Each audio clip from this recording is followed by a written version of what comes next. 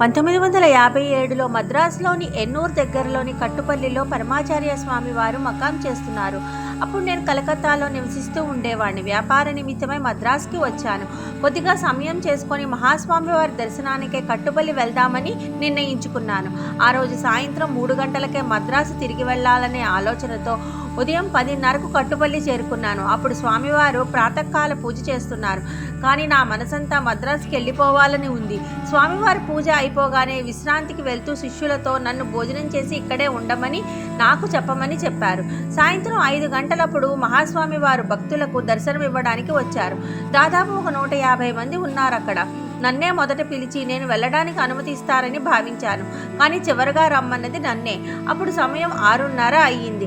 అక్కడ ఉన్నది నేను ఒక్కడినే. మహాస్వామి వారు నన్ను వారి గదికి పిలిచి నన్ను కూర్చోబెట్టి నన్ను అడిగిన మొదటి ప్రశ్న, ఉదయం వచ్చినప్పటి నుండి తిరిగి వెళ్ళడానికి చాలా ఆత్రంగా ఉన్నావు అవునా అని. నేను నిర్ఘాంతపోయాను. అవును కాదు అని కూడా చెప్పలేని పరిస్థితి. నా మనసుని శాంతం చదివేశారు. నన్ను ఆ సాయంత్రం దాకా అక్కడే ఉంచడం వెనక పెద్ద కారణం ఉంది.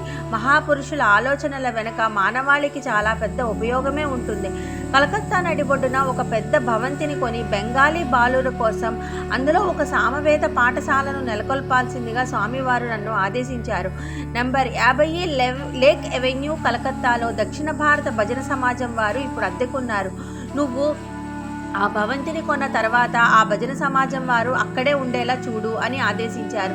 నేను వినయంగా స్వామివారితో అది చాలా ఖర్చుతో కూడుకున్న వ్యవహారం అని, నాకు ఇబ్బంది కలుగుతుంది అని చెప్పాను. వెంటనే స్వామివారు అన్నాదురై అయ్యంగార్ వద్ద 50,000 తీసుకుని వెళ్ళు అని చెప్పారు. నేను అదే వినయంతో ఆ 50,000 నాకు 50 కోట్లతో సమానమని చెప్పి విరాళాలు సేకరించి తర్వాత ఆ సొమ్మును మఠానికి ఇస్తానని చెప్పాను. మరుసటి రోజు ఉదయం విమానం కలకత్తా చేరిన వెంటనే నేను చేసిన మొదటి పని భూస్వామి శ్రీ అశుతోష్ ముఖర్జీని కలవడం. నేను ఆ విషయం గురించి చెప్పకముందే ఆయనే నాతో రాత్రి కలలో కాళీ అమ్మవారు కనిపించి ఆ భవనాన్ని మీకు అమ్మమని ఆదేశించారు. ఇక ఆ పని మొదలు పెడదామని చెప్పారు.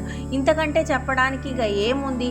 పరమాచార్య స్వామి వారే కాళీ రూపంలో స్వప్నదర్శనం ఇచ్చి ఆ భవనాన్ని అమ్మమని చెప్పారు. 3 నెలలలో మొత్తం పని పూర్తి అయ్యింది. వేద భవనం పేరుతో ఈనాటికి సుస్వరమైన వేదధ్వని ఆ భవంతి నుండి వినవస్తోంది. అపార కరుణా సింధుం జ్ఞానదం శాంతరూపిణం శ్రీచంద్రశేఖర గురుం ప్రణమామి ముదావహం.